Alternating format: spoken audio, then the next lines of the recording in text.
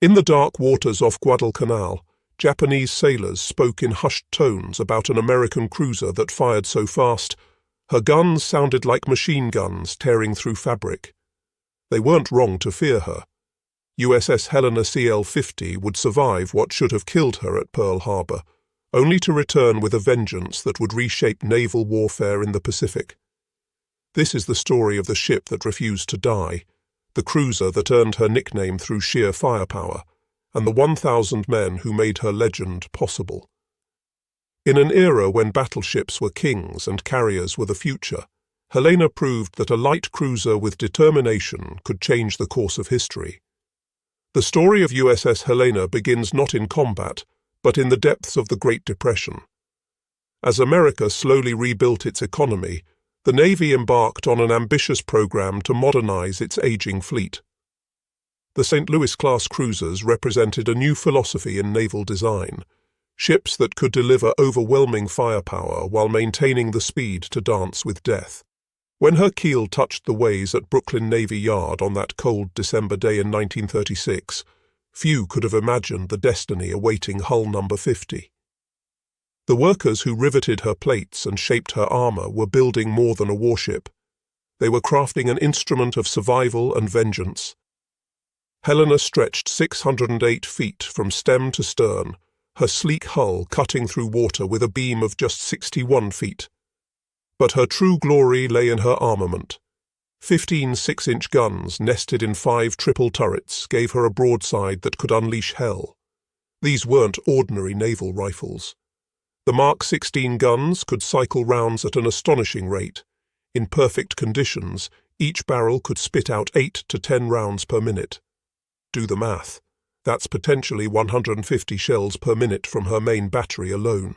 No wonder the Japanese would come to call her the machine gun cruiser.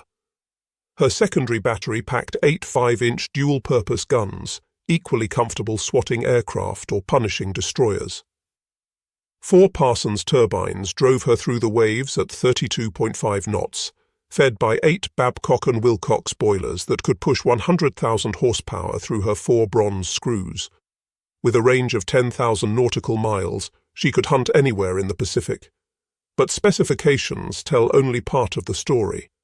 What made Helena special was her crew, 868 officers and men who would transform steel and gunpowder into something approaching immortality.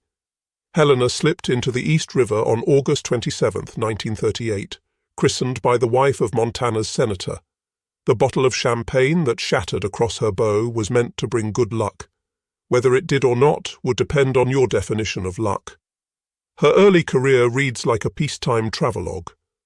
After commissioning in September 1939, Helena sailed south to Uruguay, where her crew got an ominous preview of their future. The wreckage of the German pocket battleship Graf Spee lay in Montevideo harbor, scuttled after the Battle of the River Plate. Young American sailors stared at the twisted metal and wondered if they were looking at their own fate. The Pacific called, and Helena answered. By September 1940, she joined the Pacific Fleet, spending months in Hawaiian waters perfecting her deadly art. Gunnery drills, damage control exercises, navigation training, the endless repetition that transforms civilians into warriors.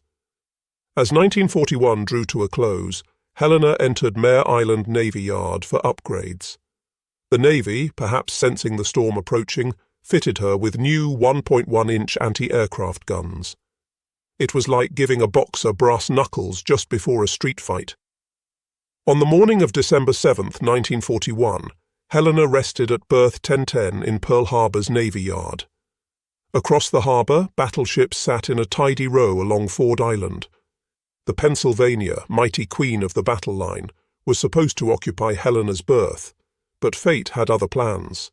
The dry dock needed Pennsylvania more than the pier needed Helena. At Aero 757, Lieutenant Commander Shigeharu Murata led 9 Kate torpedo bombers toward what he believed was Pennsylvania. Through the early morning haze, Helena's profile looked enough like a battleship to seal her fate. Only the lead plane released its weapon, a Type 91 torpedo that carved through the harbor's placid waters at 40 knots. The weapon passed beneath the mine layer Oglala moored alongside and struck Helena at frame 75, just below her armor belt. The explosion ripped through her engineering spaces like a giant's fist. Engine room number 1 and boiler room number 2 transformed instantly from ordered machinery spaces into twisted metal coffins. Seawater rushed through a hole large enough to drive a truck through.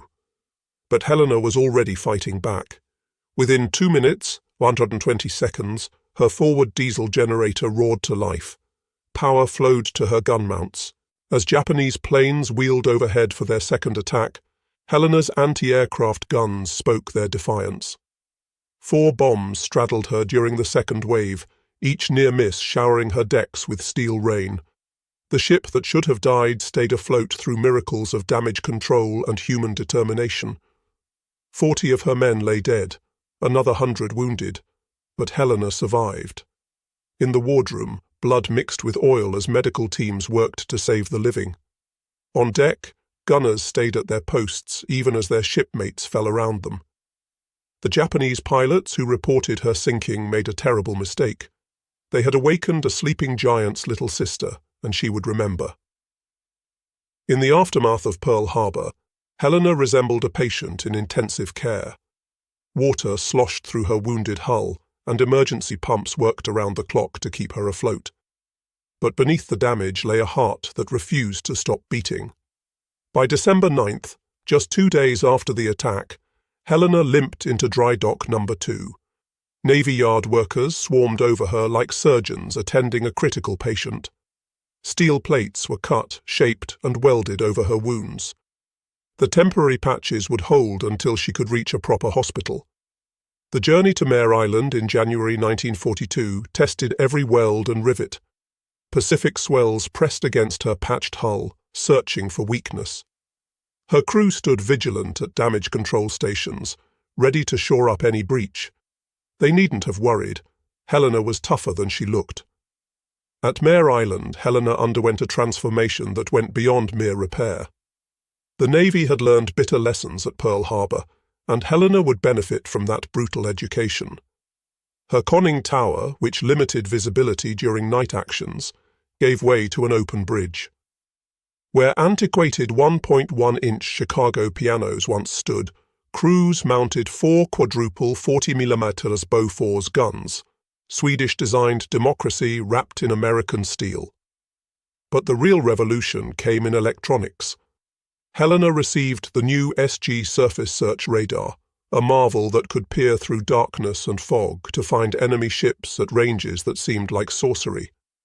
Combined with new FC and FD fire control radars, Helena could fight blind, a crucial advantage in the knife fights awaiting her in the Solomons. While darkness helped conceal ships from visual spotting, radar gave Helena the ability to see without being seen. Under Captain Robert H. English, then Captain Phillip, who commanded until September 1942, her crew trained with fanatic intensity. They had accounts to settle. Gunners drilled until they could load and fire in their sleep. Damage control teams practiced plugging holes and fighting fires until their responses became automatic. Every man aboard understood their mission. They were returning to the Pacific not as victims, but as hunters. In the mess halls, sailors spoke of revenge. In the engine rooms, mechanics coaxed every possible revolution from the turbines. Helena wasn't just repaired. She was reborn as an instrument of vengeance. By July 1942, Helena was ready. As she passed beneath the Golden Gate Bridge, bound for the South Pacific, her crew lined the rail. Some waved at girlfriends and wives on shore. Others stared westward, toward the enemy who had drawn first blood. The machine gun cruiser was heading to war. The Solomon Islands in late 1942 were a green hell where America and Japan bled for every yard of jungle. Guadalcanal, with its crucial airfield, had become the Pacific War's grinding wheel. Every night, Japanese destroyers and cruisers raced down the slot, the channel between the Solomon chains, to reinforce their garrison and bombard American positions. By early October, Helena served in Task Force 64 under Rear Admiral Norman Scott. Unlike many American admirals who still thought in terms of battleship lines, Scott understood that radar and rapid fire would rule these waters. He drilled his ships relentlessly in night combat tactics, though he made the curious decision to use USS San Francisco as his flagship instead of the radar-equipped Helena. October 11th, 1942. The day of reckoning approached as American reconnaissance planes spotted Admiral Aritomo Goto's force streaming toward Guadalcanal. 3 heavy cruisers and 2 destroyers carrying reinforcements and bombardment shells. Scott positioned his force off Cape Esperance, ready to spring history's trap. As darkness fell, Helena's SG radar operator, Radio Man 3rd Class Robert S. Brown, hunched over his scope. At 23:25, a phosphorescent blip appeared. Enemy ships at 27,700 yards. Helena had found the Japanese before they even knew Americans were hunting. What followed was organized chaos. Scott, operating blind on San Francisco, ordered a column turn that accidentally placed his force across the Japanese T, the perfect position for a naval ambush. On Helena's bridge, Captain Gilbert C. Hoover, who had assumed command in September, grew increasingly frustrated. His radar showed enemy ships at 5,000 yards, practically point-blank range, but Scott hadn't given permission to fire. Finally, at 23:46, Scott's ambiguous "Roger" to another query was interpreted as permission to engage. Helena's turrets, already trained on the enemy, erupted in violence. The first salvo caught the heavy cruiser Ioba completely unprepared. 6-inch shells slammed into her bridge, killing Admiral Goto instantly and wounding her captain.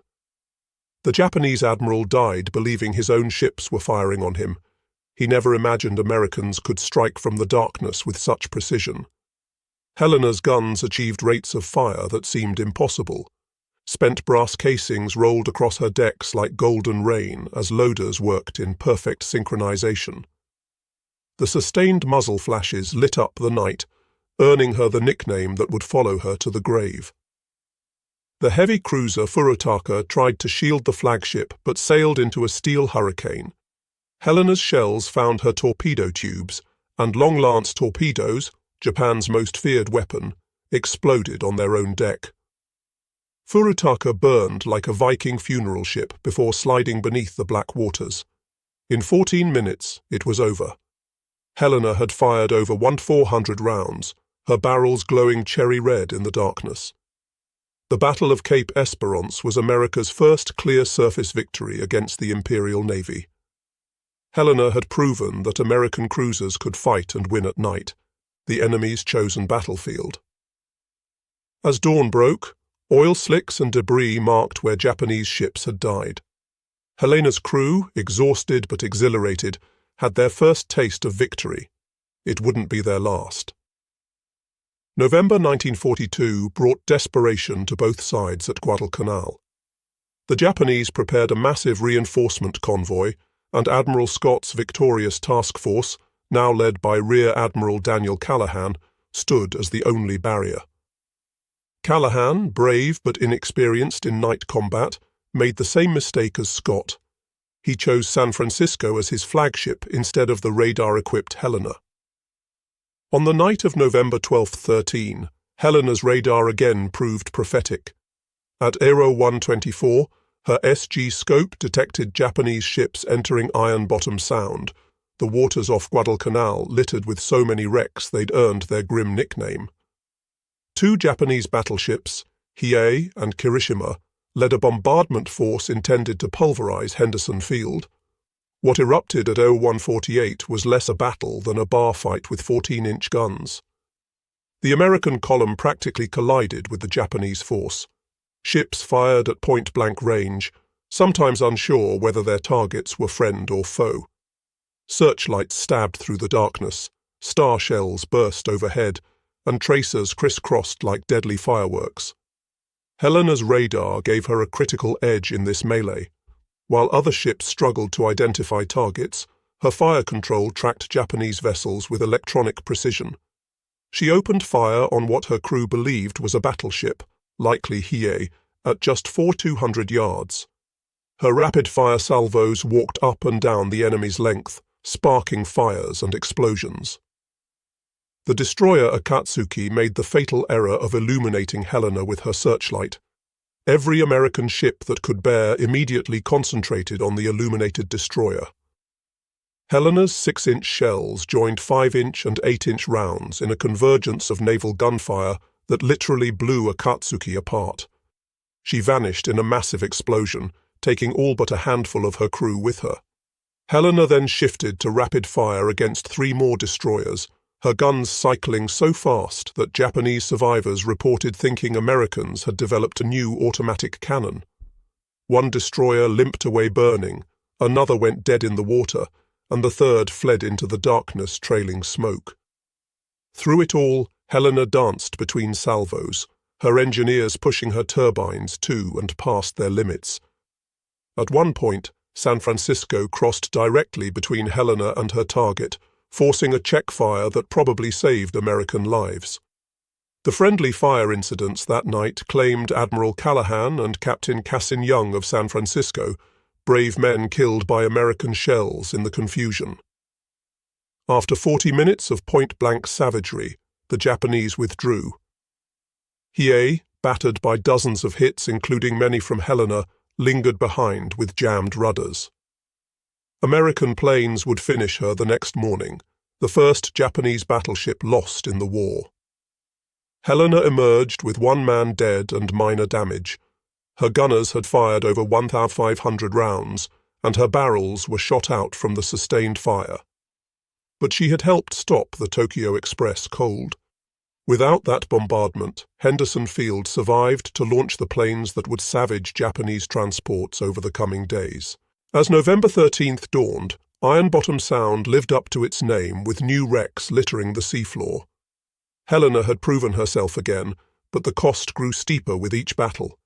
Between the legendary battles, Helena lived a grinding routine that tested men as thoroughly as combat. The Solomon Islands offered no respite. If Japanese shells didn't kill you, tropical diseases might. Helena's crew developed the 1,000-yard stare common to Guadalcanal veterans, men aged beyond their years by constant vigilance. Life aboard Helena followed the rhythm of war. General quarters at dawn and dusk, when submarines preferred to attack. Days spent bombarding Japanese positions on Guadalcanal, turning jungle strongpoints into moonscapes. Nights patrolling the slot, radar operators straining to catch the first glimpse of enemy vessels. The crew developed their own culture, born of shared danger. Helena's laundry became legendary, somehow maintaining pressed uniforms even after battle. The ship's band, Helena's Hottentots, played swing music on deck between actions, their jazzy renditions of Blues in the Night carrying across the water to other ships. Food was whatever the supply ships brought. Spam, powdered eggs, and coffee strong enough to float a wrench. Fresh vegetables were memories. The ice cream maker, when it worked, produced the most valuable commodity in the South Pacific. Men would trade almost anything for a Dixie cup of vanilla. Captain Hoover proved a steady hand during his tenure. Unlike glory-seeking officers, he understood that survival meant victory in these waters. He drilled his crew constantly, but also knew when to ease the pressure. Movie nights on the fantail, boxing matches on the forecastle, small pleasures that reminded men what they were fighting for. The November 23rd relief of Captain Hoover for failing to adequately report the torpedoing of USS Juno struck the crew hard. They had just fought through hell together, and now their skipper was gone over what many saw as a bureaucratic vendetta. His replacement, Captain Charles P. Cecil, who assumed command in December 1942, had to win over a suspicious crew. Cecil would lead them through their final battles. December 1942 and January 1943 blurred together in routine and exhaustion. Helena bombarded Vila and Munda, supported troop convoys, and chased ghosts on radar screens. Her crew became experts at reading the sea and sky, knowing that survival often depended on spotting the torpedo wake or bomb release a second before the other guy. By February 1943, Helena desperately needed yard time. Her engines wheezed, her guns showed worn rifling, and her hull bore the scars of near misses. The voyage to Sydney, Australia felt like sailing to paradise. Fresh food, cold beer, and women who spoke English awaited. For a few precious weeks, Helena's men remembered what peace felt like. But wars don't pause for liberty. By April, Helena was back in the Solomons, her guns refreshed and her crew rested. The next phase of the island campaign beckoned, and the nightly runs down the slot continued. The machine gun cruiser had more work to do. As spring 1943 turned to summer, American forces prepared to leap up the Solomon chain. New Georgia, with its airfield at Munda, represented the next bloody step toward Tokyo. Helena would play her part in preliminary bombardments that turned Japanese positions into rubble. The routine had become deadly familiar. Slip into contested waters under darkness, pummel assigned targets, and escape before dawn brought retribution. On May 13th, Helena led a bombardment group against Vila, her shells walking through fuel dumps and barracks with methodical precision. The Japanese, learning from experience, had moved most assets inland, but Helena's guns still found plenty to destroy. June 1943 brought intensified operations. Intelligence reported massive Japanese reinforcement efforts, and every American cruiser worked overtime to interdict these movements. Helena's crew, veterans now, prepared their ship with grim efficiency. Extra ammunition came aboard until her magazines bulged. Damage control materials were pre-positioned. Men wrote letters home just in case. On June 30th, Operation Toenails, the invasion of New Georgia, began. Helena provided fire support for the landings at Rendova, her 6-inch shells clearing jungle in 100-yard swaths. Japanese shore batteries replied sporadically, their splashes walking toward Helena until counter-battery fire silenced them. July 4th, 1943, Independence Day, found Helena bombarding Munda Airfield. The Japanese had reinforced their anti-aircraft positions, and black puffs of flak dotted the sky. Helena's anti-aircraft guns replied, their 40mm rounds creating their own fireworks display. It was democracy versus fascism, traced in tracer rounds. That evening, Helena refueled at Tulagi, taking on oil and ammunition for another night's work. Intelligence had spotted another Tokyo Express run, destroyers racing south with reinforcements for New Georgia. Task Force 68, with Helena as a key component, would intercept them in Kula Gulf. The crew sensed something different about this mission.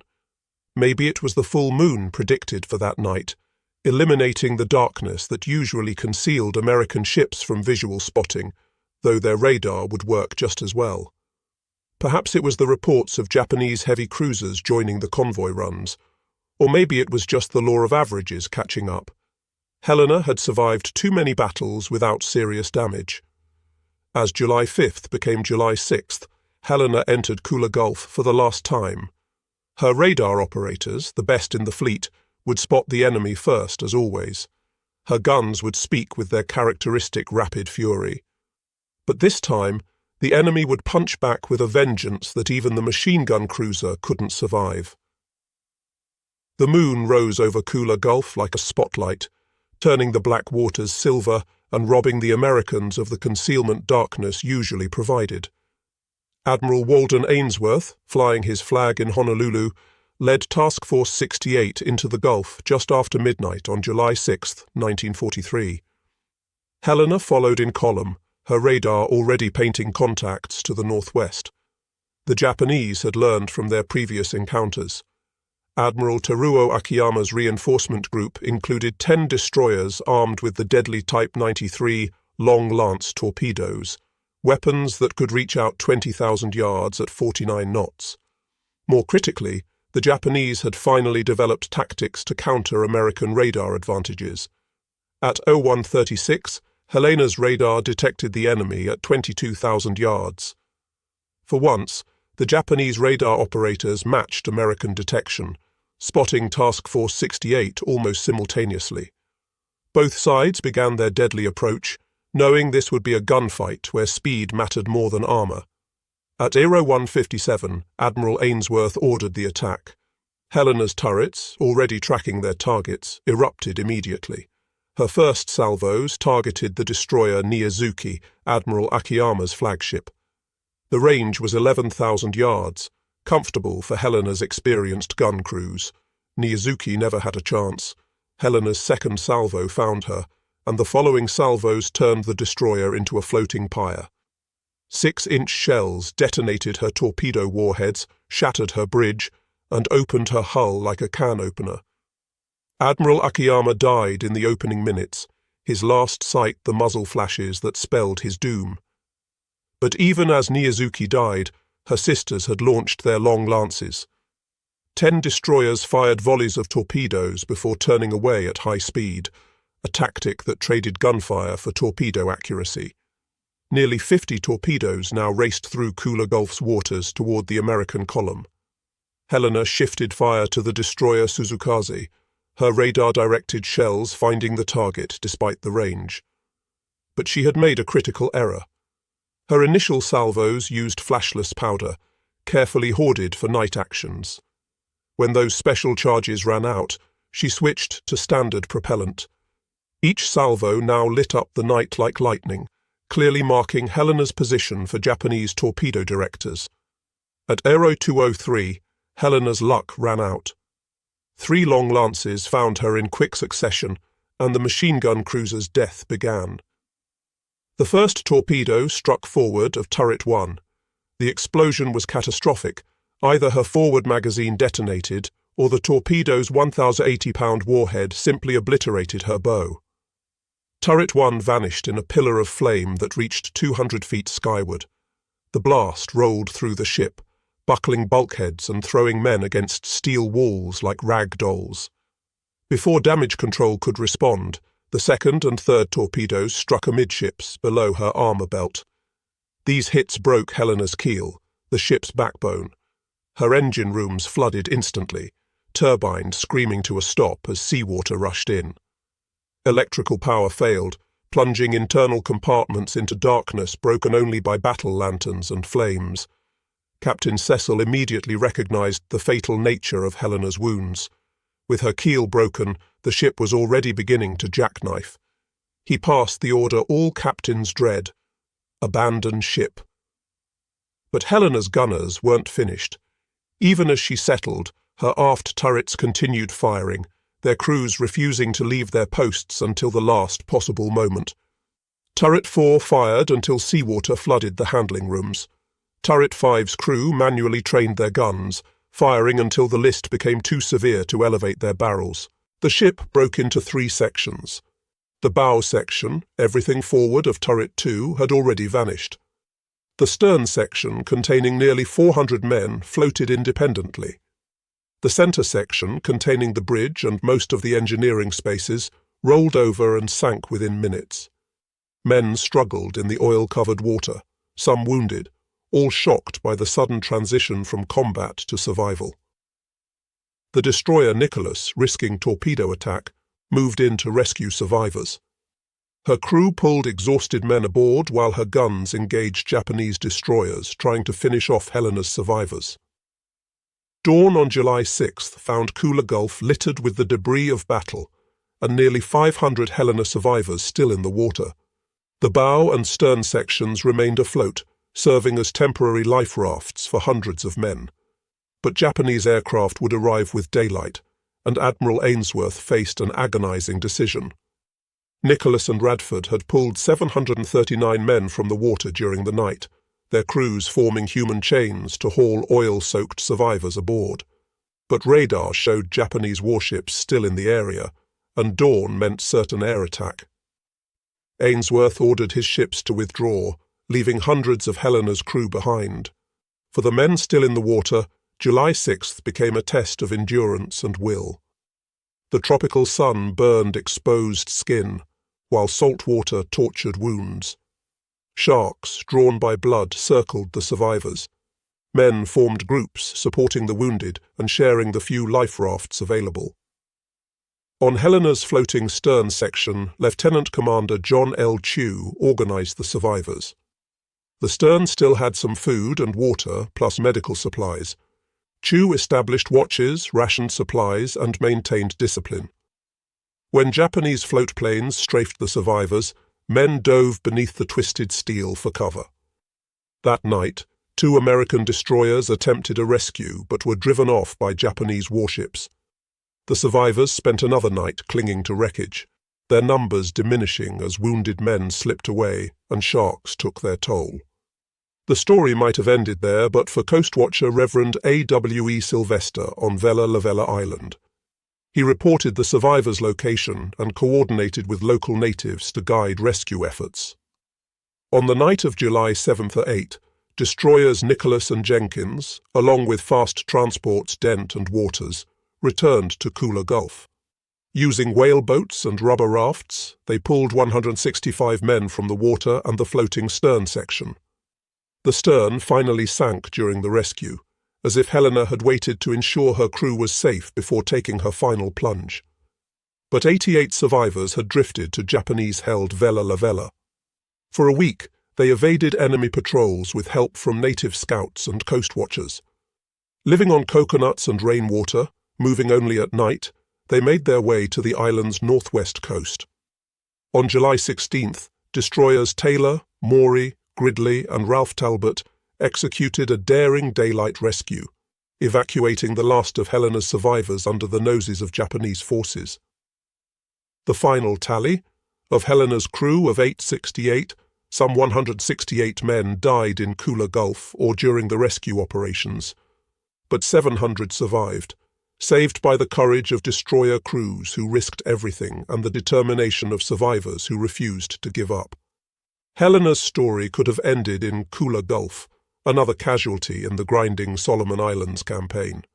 But legends don't die easily. In Navy wardrooms and enlisted clubs, veterans told stories of the cruiser that fired faster than any ship had a right to. Her rapid-fire barrages became the stuff of mythology, growing with each retelling. The Navy recognized Helena's extraordinary service with 7 battle stars and the first-ever Navy Unit Commendation awarded to a ship. The citation specifically mentioned Cape Esperance, Guadalcanal, and Kula Gulf, 3 battles where Helena's guns helped turn the tide of the Pacific War. Her influence extended beyond medals. Helena's combat experiences drove changes in American naval tactics and technology.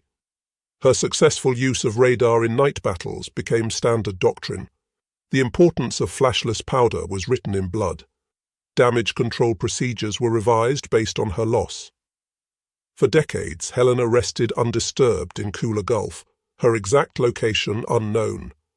Her survivors held reunions, their numbers dwindling each year, but their memories still sharp. They remembered the sound of her guns, the feel of her deck plates, the friends who didn't make it home. In April 2018, Paul Allen's research vessel RV Petrel located Helena in 2,800 feet of water. The remote cameras revealed her hull number, 50, still visible on her stern. Her turrets remained trained out, as if ready to resume the fight. The discovery brought closure to surviving crew members and their families, confirming their ship's final resting place. Today, Helena serves as more than a war grave. She represents the thousands of sailors who fought the decisive naval battles of World War II. Her story teaches timeless lessons about courage, determination, and sacrifice. The ship that survived Pearl Harbor to become the scourge of the Tokyo Express proved that heroes aren't always invincible. Sometimes they're simply too stubborn to quit. From her birth in Depression-era Brooklyn to her death in the tropical waters of the Solomons, Helena embodied the American war effort. Built by workers who needed jobs, crewed by boys who became men, and commanded by officers learning to fight a new kind of war, she was democracy made steel. The Japanese were right to fear the ship they called the machine gun cruiser. But Helena was more than rapid-firing guns and advanced radar. She was 868 Americans who refused to accept defeat, who turned tragedy at Pearl Harbor into triumph at Cape Esperance and Guadalcanal. Even in death, she extracted a price, her guns firing until the water claimed them. In the depths of Kula Gulf, Helena keeps her last watch. Coral grows on her turrets, fish swim through her passages, but her legacy lives on. She remains what she always was, the fighting ship that earned her nickname through sheer determination, and a testament to the generation that saved the world. They called her Machine Gun, and she lived up to her name until the very end. In the annals of naval history, few ships fought harder, died better, or left a prouder legacy than USS Helena CL-50. She was, as her crew always knew, one hell of a fighting ship.